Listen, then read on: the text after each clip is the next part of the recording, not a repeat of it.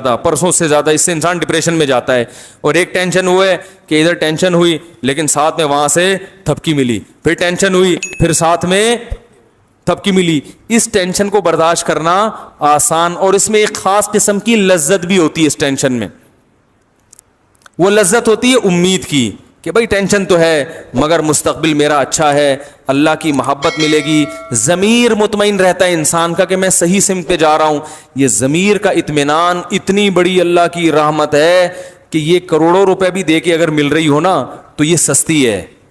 لوگ ڈپریشن میں جاتے ہیں, ان کا ضمیر مطمئن بولو بھائی نہیں ہوتا. اگر آپ کو پتا ہو نا میں صحیح ہوں, بڑی بڑی ٹینشنیں برداشت کر لیتا ہے انسان, اس کو پتا ہوتا ہے کہ میں کیا ہوں, صحیح ہوں. دیکھو صحابہ کرام کی جو لڑائی ہوئی, تھوڑے تھوڑے لوگ بڑی بڑی فوجوں پہ غالب آئے. کیوں؟ ان بڑی فوجوں کو اطمینان نہیں تھا کہ ہم صحیح ہیں, اور ان تھوڑے سے کو اطمینان تھا کہ ہم صحیح ہیں. کہاں سے وہ تھوڑے تھوڑے ہوتے ہوتے پوری دنیا پہ غالب آ گئے. تو جب انسان کو کانفیڈنس ہوتا ہے کہ میں صحیح ہوں تو اس کے لائف اسٹائل چینج ہو جاتا ہے. میں اکثر ایک واقعہ بیان کرتا ہوں, بس یہ واقعہ بیان کر کے اپنی بیان کو ختم کرتا ہوں. میں اکثر یہ جو واقعات ہیں نا بہت آبزرو کرتا تھا بچپن میں, ابھی بھی کرتا ہوں. کہیں کوئی واقعہ نظر آئے نا تو میں نے دیکھا ہے کہ ہمارے بچپن میں ایک بلی جو ہے نا وہ کہیں سے بوٹی اٹھا کے لائی اور کھا رہی ہے. کتے کی نیت خراب ہو گئی, وہ کتا پنے پر اتر آیا, وہ بلی کے قریب آیا. اب آپ بتاؤ کتا جو ہے بلی سے کئی گنا زیادہ طاقتور ہوتا ہے کہ نہیں ہوتا؟ کیا خیال ہے؟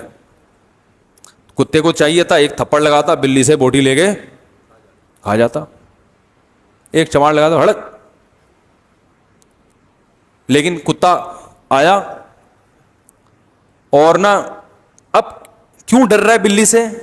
کتے کو یہ احساس ہے کہ رائٹ میرا یہ لے کر آئی ہے, لیکن ہے تو کتا بنا نا, لالچ تو ہے اس میں. اب وہ آگے کھڑا ہوا ہے, ایسا قریب آ رہا ہے نا یوں یوں کر کے, اور بلی کی دم پھول رہی ہے, اسٹائل چینج ہو رہا ہے, آنکھوں کی بناوٹ چینج, اور بوٹی کھانے کو اتنا فوکس نہیں کر رہی جتنا بوٹی بچانے کی فکر اس کو زیادہ ہے. اب میں نے دیکھ رہا ہوں کہ وہ جناب کتا آیا اور یوں یوں نا ڈرتا ڈرتا, حالانکہ کتے کو جب غصہ آتا ہے وہ تو ایسی کی تیسی کر دے بلی کی بھائی, لیکن کتا گھبرا رہا ہے, قریب آ رہا ہے, بلی کی دم پھولتی جا رہی ہے, کتا پھر بھی ہمت کر رہا ہے اور اپنے آپ کو بھائی شعر سنا رہا ہے, جھپٹنا پلٹنا پلٹ کر جھپٹنا لہو گرم رکھنے کے ہیں یہ بہانے. وہ کہہ رہا ہے گھبرا نہیں, تو کتا ہے.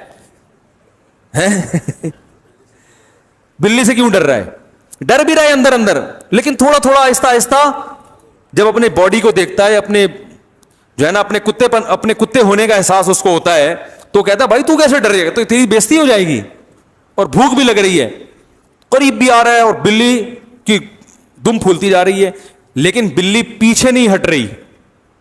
اب دیکھو یہاں بلی کمزور ہے, کتا طاقتور ہے, مگر فتح کس کی ہو رہی ہے؟ بلی کی. یہاں تک کہ جب کتا بالکل بوٹی کے قریب پہنچ گیا, بلی نے رکھ کے چماٹ لگایا ہے اس کے, ایسے چپیٹ مارا ہے نا اس کے منہ پہ, وہ جو غراتا ہوا بھاگا ہے کتا.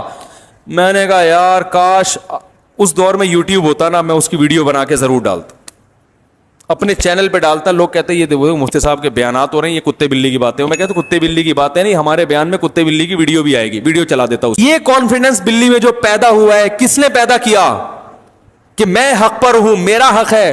اور کتے کو جو شکست ہوئی ہے اس کو غصہ ہی نہیں آ رہا, وہ لانا بھی چاہ رہا ہے, غیرت اپنے آپ کو دلا رہا ہے, جھوٹی موٹی کی غیرت, مگر وہ پیدا نہیں ہو رہی. کیوں نہیں ہو رہی بھائی؟ اس لیے نہیں ہو رہی, اس کو پتا ہے کہ میں غلطی پر ہوں. تو انسان میں تو یہ احساس کتے بلی سے کئی گنا زیادہ ہے, کیونکہ اللہ کا شکر ہے انسان کتے نہیں ہے, انسان تو انسان ہے. تو وہ چاہے وہ کیسے ہی کتے پنے پہ آ جائے نا, اس کو یہ احساس رہتا ہے کہ یہ انسانوں والا کام نہیں ہے. اس کا ضمیر اس کو ملامت کرتا ہے, اندر سے ٹارچر کرتا ہے اس کو. جو لوگ بھی گناہوں والی زندگی گزارتے ہیں ان کی طبیعت میں اطمینان نہیں ہوتا, وہ ٹینشن برداشت ہی نہیں کر پاتے. اور آپ جب حق پر ہوتے ہو تو پھر آپ کو تسلی ملتی ہے اللہ کی طرف سے, آپ کا ضمیر بھی آپ کو تسلیاں دیتا ہے. یہ چیز اتنی بڑی نعمت ہے, اتنی بڑی نعمت ہے کہ اگر لوگوں کو اس نعمت کا اندازہ ہو جائے تو کروڑ یہ نعمتیں بازار میں بکنا شروع ہو جائے نا, اربوں روپے بھی اس کی قیمت کم ہے. یہی تو سب کچھ ہے انسان کے لیے. تو یہ اللہ کی بڑی نعمت ہے. اس لیے میرے بھائی جتنے گناہ ہے نا اپنی زندگی سے آہستہ آہستہ نکال دیں. اور اللہ کا دین اس میں نرمی ہے مگر لچک نہیں ہے. یہ بڑی مسٹیک ہوتی ہے لوگوں سے, لچک کو نرمی سمجھ لیتے ہیں اور نرمی کو لچک. مثلا نرمی بہت ہے, آپ فرض نماز کھڑے ہو کر نہیں پڑھ سکتے, اسلام نے کہا بیٹھ کے پڑھ لو. کیا خیال ہے؟ وضو کا پانی نہیں ہے, تیمم کر لو. وضو نقصان پہنچائے گا, غسل سے مر جائیں گے, سردی ہے, تیمم کر لو. یہ لچک ہے کیونکہ اللہ غفور رحیم ہے. لوگ اس کا مطلب سمجھتے ہیں کہ بھائی اس کا مطلب ہے اللہ تعالیٰ بہت رعایت دے رہا ہے, لہذا بیماری میں اگر چھوڑ دی جائے تو اللہ کیا ہے؟ غفور. نا نا نا, چھوڑنے کی بات نہیں ہے بھائی. کیا آپ کہیں کہ چلو اللہ غفور, سفر ہے ایکچولی ابھی تھکاوٹ ہے تو اگلے ٹائم پہ پڑھ لیں گے؟ نا نا نا بھائی, اس کی اجازت نہیں ہے. جتنی آسانی اللہ نے دینی تھی دے دی, اب اس میں لچک نہیں رکھی ہے, فلیکسیبلٹی نہیں ہے اس میں. اب یہ آپ کو کرنا پڑے گا, کچھ بھی ہو جائے, زمین آسمان ادھر سے ادھر ہو جائے, میدان جہاد میں گھوڑے کی پشت پہ ہو, توپیں چل رہی ہیں, جان کا خطرہ ہے, نماز آپ کو, تبھی تو قرآن نے میدان جنگ میں بھی نماز کا طریقہ بیان کیا. اجازت نہیں ہے آپ کو چھوڑنے کی. روزے میں اللہ نے حکم دے دیا, بیماری میں بھی چھوڑ سکتے ہو, سفر میں بھی, یہ اللہ کی طرف سے آسانی. لیکن لچک نہیں ہے کہ اب آپ اپنی طرف سے اس میں کچھ کر لیں کہ یار چینجنگ, اصل میں ایکچولی آج گرمی بہت ہے, کل میرا پیپر بھی ہے, ایگزام بھی ہے, تو اب میں روزہ سردیوں میں رکھ لوں گا. نا نا نا بھائی, دو آسانی اللہ نے پیدا کر دی, تیسری پیدا کرنے کی آپ کو اجازت نہیں ہے. گرمیوں میں روزہ ہو, ریگستان میں ہو, آپ مزدور ہیں, آپ کے لیے روزہ رکھنا ناممکن بھی کیوں نہ ہو, آپ کو روزہ رکھنا پڑے گا. جب آپ کو جان کا خطرہ ہو تو روزہ توڑ دیں, چھوڑنے کی اجازت نہیں ہے. اس لیے رمضان کا روزہ صرف بیمار چھوڑ سکتا ہے اور مسافر. تمام فقہا کا اتفاق ہے کہ رمضان کا روزہ گرمی میں کنواں کھودنے والا مزدور نہیں چھوڑ سکتا. آج ہم نے اپنی طرف سے جو ہے نا بہت ساری چیزوں میں لوگوں کو کیا دینا شروع کر دیا ہے, مذہب کا بیڑا غرق کر دیا ہے. جاب مل رہی ہے, باس کی طرف سے نماز کی اجازت نہیں ہے, جاب جائز نہیں آپ کے لیے. نماز جہاں جہاں چھوڑنا جائز تھا وہ اللہ نے بتا دیا, اور یہ بتا دیا کہ جائز کہیں بھی نہیں ہے نماز کے اوپر, یہ بتا دیا. آپ کہہ سکتے ہیں کہاں کا چھوڑنا جائز ہے, ہمیں بتاؤ. اللہ نے بتا دیا کہیں بھی چھوڑنا جائز نہیں ہے, پڑھنی پڑے گی, سوائے اس کے یا تو بے ہوش ہو جاؤ, ہوش ہی نہ ہو, ایسی کنڈیشن ہو تو ایک الگ بات ہے. تو آج پردہ کرنا پڑے گا عورت کو.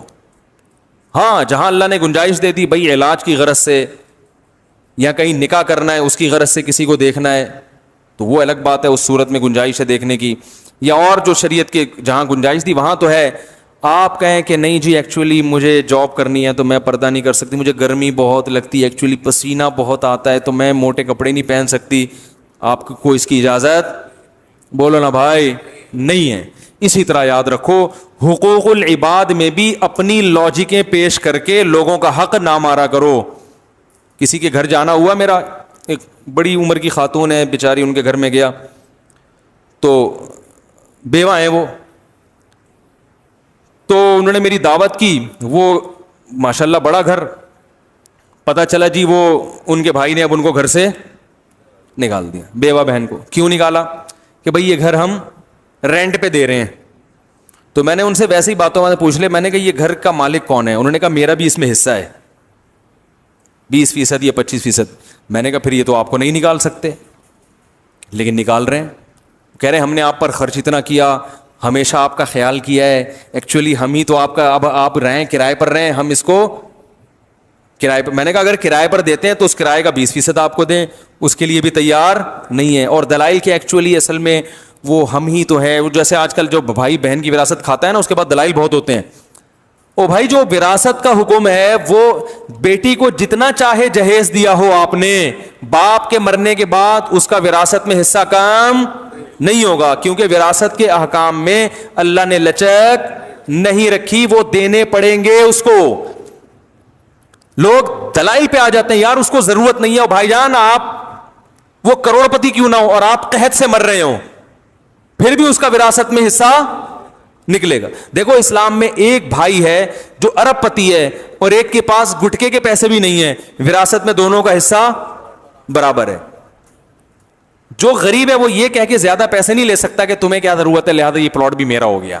او بھائی نہیں لے سکتے آپ کو دینا پڑے گا. اسی طرح ماں اپنے بچوں کی وراثت غصب بولو بھائی نہیں کر سکتی. اب باپ مر جاتا ہے تو اماں کیا کہتی ہیں, یہ میرا مکان ہے, میں اپنی زندگی میں کسی کو حصے بخیے نہیں کرنے دوں گی. ابھی باپ کا کفن میلا نہیں ہوا, میرے میاں کی جائیدادیں بٹنا شروع ہو گئیں, نہیں میں نہیں دوں گی, میں یہ نہیں کروں گی. بھائی یہ آپ کا ہے ہی نہیں, یہ کس کا ہے؟ یہ اللہ نے جس کا کہہ دیا یہ اس کا ہے. اس میں بیٹے کا اتنا ہے, بیٹی کا اتنا. میرے پاس کیس آتے ہیں, میں کہتا ہوں بھائی اماں کا 8واں حصہ ہے 12.5%, اس کے بارے میں اماں کو اللہ نے اختیار دیا ہے کہ وہ ایک دھیلا بھی کسی کو نہ دیں. وہ کہیں یہ میرا ہے, میرے میاں سے مجھے 8واں حصہ ملا ہے 12.5%, یہ میں کسی کو نہیں دوں گی. بالکل رائٹ ہے ان کا. باقی ان کا ہے ہی نہیں تو کسی کو دینے کا, وہ تو اللہ نے دے دیا نا. کیا ہو گیا بھائی؟ اگر اللہ نے ماں کو یہ حق دیا ہوتا تو قرآن میں اللہ وصیت کے حکام بیان نہ کرتا وراثت کے. اللہ کہتے ہیں جو ماں جس کو جتنا دینا چاہے اس کو دے دینا, اگر وہ نہ دینا چاہے تو پھر میرے حساب سے پھر اتنا بنتا ہے اتنا دے دینا. کہیں بھی قرآن نے نہیں کہا. اللہ نے کہا یوصیکم اللہ فی اولادکم, اللہ نے تمہاری اولاد کے بارے میں تمہیں بتا دیا, ابا مرے گا بیٹے کا دگنا, بیٹی کو اس کا آدھا ملے گا. تو وہ ملے گا, اس میں ماں کو روکنے کا رائٹ نہیں ہے. کہیں مائیں بیٹیوں کی وراثت نہیں دینے دیتی, کہیں بیٹوں کی نہیں دینے دیتی, کہیں کسی کو بھی نہیں دینے دیتی. میں زندہ ہوں, میں یہ نہیں ہو سکتا. تو بھائی جب آپ کا انتقال ہوگا, اللہ نہ کرے آپ کو اللہ زندگی دے, تو پتہ نہیں اس وقت کتنی تبدیلیاں ہو چکی ہوں. بعض دفعہ آپ کا انتقال 30 سال کے بعد ہو رہا ہے, بچوں کو ضرورت اب ہے, وہ 30 سال کے بعد بچے کہیں گے ابا اب اماں اب ہمارے انتقال کا ٹائم آ چکا ہے, اب ہم نے اس وراثت کا کرنا کیا ہے. ایک نوجوان میرے پاس آیا کہ میری اماں وراثت نہیں تقسیم کرنے دے رہی. تو میں نے کہا کیوں؟ کہہ رہی وہ جب میں مر جاؤں گی پھر کرنا. میں نے کہا بھائی آپ کی ماشاءاللہ والدہ بھی جوان ہے, 30 سال میں بھی ان کا اللہ کرے 30 سال میں بھی انتقال نہ ہو, لیکن لگتا ہے 30 سال میں تو ہوگا. تو 30 سال تو آپ کے اسی غربت میں گزر جائیں گے, ٹھیک ہے نا. تو یہ ظلم ہے جو ماں کر رہی ہے بیٹوں کے اوپر. تو یہ وہ احکام ہیں جس میں شریعت نے لچک نہیں رکھی. ایسا کیس آیا ابھی JTR پہ, کسی نے پوچھا تھا کہ باپ کا انتقال ہوا, اکلوتی بیٹی تھی, چچا نے پوری وراثت پہ قبضہ کیا اور بیٹی کو کہا کہ تم میری ہو گئی ہو, میں تمہیں پالوں گا, اب بس میں ساری ذمہ داری. وراثت میں نہیں دیا اس کو حصہ کہ بھائی تم جب میری بیٹی بن گئی تو تمام ذمہ داریاں کس کے کندھوں پر ہیں؟ میرے کندھوں. پھر اس پلاٹ پہ ماشاءاللہ چچا نے مسجد بھی بنائی اور دکانیں بھی بنائی اور بیٹی کو بھی پال رہا ہے. میں نے کہا بھائی یہ مسجد میں نماز پڑھنا جائز؟ بولو بھائی, یہ بیٹی کی وراثت کی زمین پر بنی ہے مسجد, اس میں نماز پڑھنا, یہ مسجد ہے ہی نہیں شرعی, غصب کی زمین پہ ہے. چچا کو چاہیے کہ آپ اس کی وراثت پوری اس کے حوالے کرو, پھر آپ اس کو پالو. کیا خیال ہے؟ پھر پالو آپ اس کو. پھر لوگ کہیں گے ماشاءاللہ اب ساری وراثت کھا کے آپ بھتیجی کی کفالت کر رہے ہو. یہ اللہ کی طرف سے اجازت نہیں ہے. تو بھائی اپنے آپ کو شریعت کا پابند بناؤ, ایک دائرے میں لے کر آؤ, اس کے حساب سے حقوق کا تعین کرو, اخپل طریقے سے فیصلہ نہ کرو. آپ پٹھان ہیں بھائی, اخپل طریقہ پتہ ہے نا کسے کہتے ہیں؟ اخپل طریقہ ہے. اخپل طریقے سے فیصلے کر رہے ہیں کہ یہ اصل میں یوں ہو رہا ہے, اخپل طریقے سے جرگے بیٹھ کے فیصلہ کر رہے ہیں. اللہ اس کے رسول صلی اللہ علیہ وسلم نے ہمارے لیے حدود کھینچ دی ہیں کہ بھئی آپ کو اس طرح سے یہ حقوق ہیں, اس سے زیادہ آپ کا نہیں اور اس سے زیادہ اس کا حق نہیں ہے. بھائی سمجھ میں آ رہی ہے یا نہیں آ رہی ہے؟ ایک خاتون کی نا ٹھیک ٹھاک جائیداد ہے, ان کے میاں اس سے کہہ رہے ہیں وہ مجھے دے دو کیونکہ میں بھی تو تمہارا ہی ہوں, میں بھی کیا ہوں تمہارا. تو یہ وہ اپنی بیوی سے کہہ رہے ہیں ہمارا تمہارا کچھ نہیں ہوتا اسلام میں, ہمارا تمہارا کچھ نہیں ہوتا, مجھے دے دو ہم دونوں مل کے انشاءاللہ. تو میں نے ان سے کہا بھائی ویسے تو آپ کے میاں دینا چاہیں تو پوری جائیداد دے دیں, لیکن یہ کوئی طریقہ ساڑھی عقلچ آ نہیں رہا. بھائی آپ کا ہے تو آپ کے ابا کی وراثت ملی ہے, اپنے نام رکھو.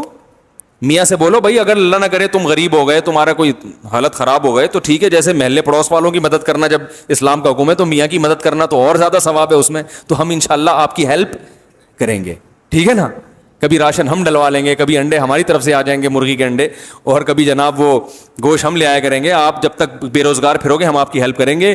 لیکن اگر ہمیں اندازہ ہو گیا کہ آپ اس ہیلپ کی وجہ سے بے روزگار ہیں ٹھیک ہے نا, تو اسی وقت ہماری طرف سے ہیلپ, کیونکہ بعض دفعہ جب بیگم کھلا رہی ہوتی ہے تو پھر میاں چوڑا ہو جاتا ہے, وہ پھر بالکل ہی اپاہج ہو جاتا ہے.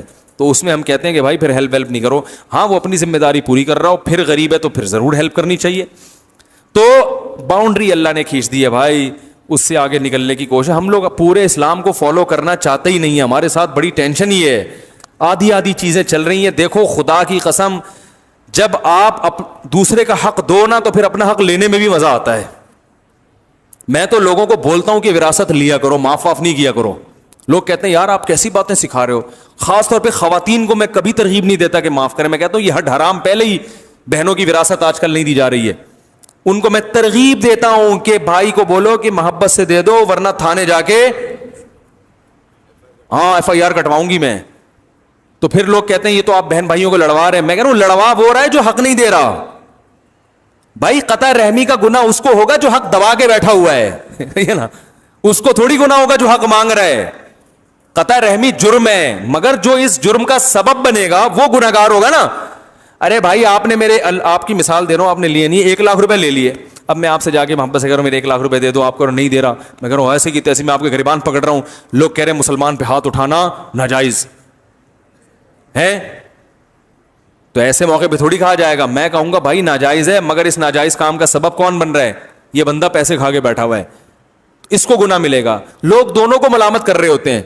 تو قطع رحمی حرام ہے, مگر جو قطع رحمی کا سبب بنتا ہے وہ اس کو گناہ ملے گا. جو سبب نہیں بن رہا وہ تو اپنا حق لے رہا ہے نا, وہ اس کو تھوڑی گناہ ملے گا.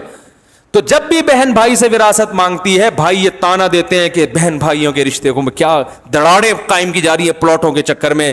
دیکھو تم میری بہن ہو, یہ مال ایسی چیز نہیں ہے جس سے ہم اپنا رشتہ خراب کریں, یعنی نہیں مانگو مجھ سے ٹھیک ہے نا. تو بھائی مال ایسی چیز نہیں ہے جس سے ہم رشتے خراب کریں, لہذا وہ مال اس کے حوالے کر دینا چاہیے. یہ ہے اصل مطلب. تو ہر آدمی اپنے مطلب کہ وہ نمازیں دیکھو, ٹرین میں ادھر کوئی منہ کر کے نماز پڑھ رہا ہے, کوئی کھڑکی طرف منہ کر کے. ان سے بولو بھائی قبلے کی طرف کہہ رہے ہیں, بھائی سفر میں تو 4 کی 2 کر دی اللہ نے, تو سفر میں تو آسانی ہے. اب بھائی اللہ نے 4 کی 2 کی ہے, مگر اللہ نے کہیں بھی یہ نہیں کہا قرآن میں کہ سفر میں قبلہ ہی معاف ہو گیا بھائی یہ کہیں نہیں کہا. جتنا اللہ نے معاف کیا اتنا ہوگا. اللہ نے یہ کہا کہ سفر میں بغیر وضو پڑھ لو. سفر میں بھی یہ کہ تیمم تو کرنا ہی پڑے گا اگر پانی نہیں ہے, تو غسل بھی کرنا پڑے گا سفر میں اگر غسل فرض ہو گیا ہے. تو جو اللہ نے کر دیا اتنا تو بھائی ٹھیک ہے, جو نہیں کیا اس میں آپ کو فنٹر بننے کی ضرورت, بولو نا, اس میں فنٹر گیری کی ضرورت نہیں ہے آپ کو. تو ہر آدمی گنجائشیں نکال کے فنٹر بنا ہوا ہے, اور وہ خود قیاس اجتہاد کر کے یہ ہے فلانا ہے ڈمکانا ہے, ادھر سے اس کا کھا لیا ادھر سے. آج ایک کیس آیا, بیٹھے ہوئے, ناراض نہیں ہونا, بتا دوں آپ کا نام نہیں آئے گا کہیں بھی, ویسے تو آ گئے آپ ٹھیک ہے نا. میرے پاس بعض ایسے کیس بھی آتے ہیں کہ لوگ جھوٹے کیس کر دیتے ہیں دوسرے پر اس کو پریشان کرنے کے لیے. میں کہتا ہوں بھائی یہ جائز نہیں ہے جھوٹا کیس کرنا. کہہ رہے نہیں وہ بڑا ظالم ہے. تو ظالم ہے تو جو جتنا ظلم ہے اس حساب سے تو آپ اس کو نچوڑ سکتے ہیں, جو چیز نہیں ہے وہ کھاتا اس میں ڈال دیا. تو باؤنڈری شریعت نے ایک متعین کی ہے, اس کے تحت رہتے ہوئے آپ اپنا حق لیں. میں تو کہتا ہوں اس زمانے میں حق لینا بھی چاہیے. ہاں جہاں شریعت نے حق چھوڑنے کی ترغیب دی ہے وہاں چھوڑ سکتے ہیں. وہ کہاں ترغیب دی ہے یہ ایک الگ موضوع ہے. بعض جگہوں پہ حق چھوڑنا, حق پہ ہوتے ہوئے بھی حق چھوڑیں گے تو ثواب ملے گا آپ کو. وہ کون سی جگہ ہیں وہ بھی میرا موضوع نہیں ہے, لیکن عمومی حالات میں اگر لوگ وراثت کے معاملے میں نرم گوشہ اختیار کرتے ہیں تو اس کا بڑا نقصان ہوتا ہے. لوگ وراثتیں تقسیم ہونا ختم ہو گئی ہیں, یہ بڑا نقصان ہوتا ہے. اللہ تعالیٰ عمل کی توفیق عطا فرمائے. ابھی سوال کا وہ کر لیں, سوال جواب کی نشست نماز کے بعد رکھ لیں. بیٹھیں گے آپ لوگ ہے بھائی؟ نہیں, جو بیٹھیں گے وہ ہاتھ کھڑا کریں تاکہ میں لوگوں کی اندازہ لگاؤں نا کہ ایسا تو نہیں تھک گئے ہوں. بیٹھیں گے تو پھر ایسا کرتے ہیں, ابھی اذان ہونے والی ہے, 10 منٹ میں نماز ہو جائے گی, تو نماز کے بعد 15-20 منٹ کی مجلس رکھ لیتے ہیں. اس میں آپ نے جو سوال پوچھنے وہ کھڑے ہو کر پوچھ لیے گا. جو پرچی پہ کھڑے ہو کے پوچھتے ہوئے شرم آ رہی ہے, کوئی گھریلو مسئلہ ہے تو پرچی پہ لکھ کے پوچھ سکتے ہیں. تو پھر ہم نماز کے بعد دوبارہ بیٹھتے ہیں انشاءاللہ. زیادہ ٹائم نہیں ہوگا, 15 سے 20 منٹ انشاءاللہ بیٹھیں گے. جو سوال آپ لوگوں نے پوچھنا ہے وہ آپ پوچھ سکتے ہیں. یہ جو میں نے آج بیان کیا اسی سے متعلق کوئی دل میں سوال ہو, اشکال ہو تو کھل کے پوچھیں. ایک بات خوب اچھی طرح ذہن میں رکھ لیں کہ جو مرضی پوچھنا ہو آپ سے انشاءاللہ مجھے غصہ نہیں آئے گا. سمجھ رہے ہیں؟ بعض لوگ نا علماء سے پوچھتے ہوئے ڈر رہے ہوتے ہیں کہ کہیں میٹر شارٹ نہ ہو جائے ان کا. البتہ یہ ضرور ہے کہ میں ہر سوال کا جواب دوں گا نہیں. میں اگر یہ سمجھوں گا کہ یہ یہ غیر اہم سوال ہے یا بیہودہ سوال ہے تو میں وہ پی ضرور جاؤں گا, کیونکہ ہر سوال کا جواب دینے کا نہیں ہوتا. بعض دفعہ کوئی فتنہ پرست کوئی ایسے سوال پوچھ رہا ہوتا ہے جس سے آگ لگا دے. پوچھنے میں آپ بخل سے کام نہ لیں, کیونکہ اس چکر میں لوگوں کے ذہن میں بہت سے صحیح سوالات بھی ہوتے ہیں, وہ پوچھ نہیں پاتے. یہاں تک سمجھ میں آ گئی بات؟ تو یہ جمعہ کہہ رہا ہوں سوری, ابھی نماز کے بعد انشاءاللہ وہ میرا جمعے کا بیان رات کو اپلوڈ ہو رہا ہے. لوگ کہہ رہے ہیں کراچی میں جمعہ رات کو ہوتا ہے. ہم کہا بھائی کیا کریں, آج کل ہماری سمجھ میں نہیں آ رہا. ابھی انہوں نے اعلان کیا تھا 9 بجے بیان ہوگا, تو اب کچھ لوگ بعد میں پہنچ رہے ہیں, کچھ سمجھ میں نہیں آ رہا, مجھے خود سمجھ میں نہیں آ رہا میرا بیان کب ہوتا ہے آج کل. تو آپ دعا کریں ہمارا کوئی مینجمنٹ کوئی ذرا ایسی ٹائٹ سی ہو جائے کہ جس پہ ہو کہ بھائی اب لوگوں کو بھی اطمینان ہو کہ اس ٹائم ہوگا, اس ٹائم نہیں ہوگا, اس وقت لائیو چلے گا, اس وقت لائیو نہیں چلے گا. کوئی ایسا سیٹ اپ آ جائے, کوئی آپ کے پاس ایسا فارمولہ ہے تو وہ آپ ہمیں بتائیں, کیونکہ یہ بیچارے تو محنت کر رہے ہیں لیکن مینجمنٹ نہیں ہو پا رہی ہے کچھ تمیز سے جسے کہتے ہیں آپ, تو اس کی وجہ سے بڑا نقصان ہو رہا ہے. سبحانک اللہم و بحمدک نشہد ان لا الہ الا انت نستغفرک. اچھا یہ بھی بتا دوں ایک آخری بات, یہ ریکارڈ میں بھی لے آئیں, آ رہی ہے. ہمارے ہاں گارڈ بیٹھے ہوئے ہوتے ہیں بیان میں. لوگ مجھے کہتے ہیں آپ کے پاس گارڈ نہیں ہے, گارڈ ہے, لیکن میں وردی والے گارڈ کا قائل اس لیے نہیں ہوں کہ وہ جب دہشت گرد آتا ہے تو پہلے ایک گارڈ کو لگاتا ہے, دوسرے نمبر پہ پھر وہ اصل ہدف کو لگاتا ہے. تو ہمارے ہاں گارڈ بیٹھے ہوئے ہیں, بندوقیں رکھی ہوئی ہیں اور لائسنس والا اسلحہ ہے. تو اگر کوئی شرارت کی کوشش کرے گا تو اسے پتہ نہیں چلے گا کہ اس کو کہاں سے گولی آگے لگے گی. تو میرا اصول یہی ہے کہ میرے ساتھ ہر وقت گارڈ گھوم رہا ہوتا ہے لیکن پتہ نہیں ہوتا کہ گارڈ ہے. آئی بات سمجھ میں؟ اور میں بھی الحمدللہ اسلحہ چلانا جانتا ہوں. سمجھ میں آ رہی ہے بات؟ اور میرا نشانہ بھی الحمدللہ بہت پکا ہے, غیر قانونی نہیں, قانونی کی بات کر رہا ہوں. تو آپ لوگ گھبرایا نہ کریں. ویسے تو ہماری کسی سے دشمنی نہیں ہے, تو ایسی ہم بات ہی نہیں کرتے کہ پھٹے بازی ہو, تمیز سے زندگی گزار رہے ہیں اور بیانات کر رہے ہیں. کوئی ہمارا کسی سے جھگڑا نہیں ہے, لیکن پھر بھی احتیاط کے پیش نظر یہاں گارڈ موجود ہوتے ہیں. تراویح میں بھی ہوتے تھے, رمضان میں, ہر وقت ہوتے ہیں الحمدللہ. تو اگر یعنی بعض لوگ کہتے ہیں نا کہ یار کوئی سیکیورٹی نہیں ہے, تو بے وقوف نہیں ہے, الحمدللہ ہم سیکیورٹی کا انتظام الحمدللہ کیا ہوا ہے. لیکن